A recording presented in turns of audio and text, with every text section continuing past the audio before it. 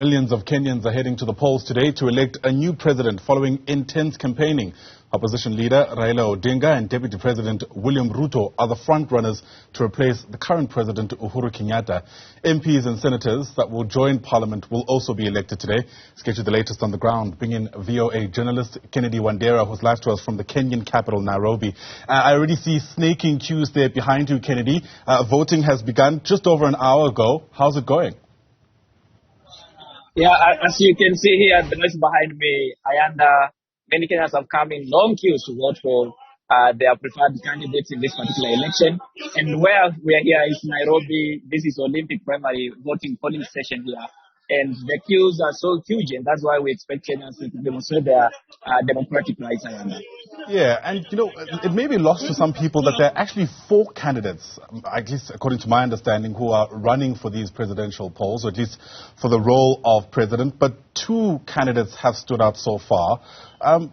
What is it about the 2 that are front runners, do you reckon, that's resonated so much with the electorate?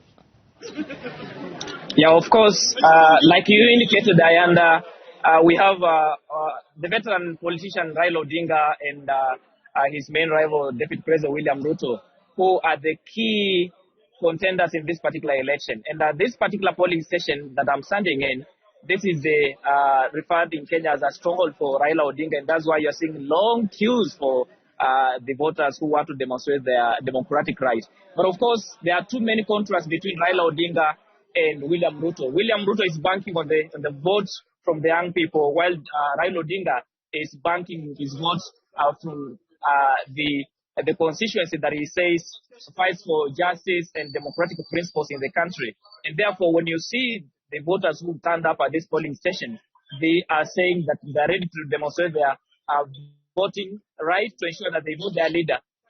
And Raila Odinga, at this particular, remember, this is a polling station that is the constituency where Raila Odinga first began his career as a member of parliament in Nairobi. And therefore, it means a lot to him.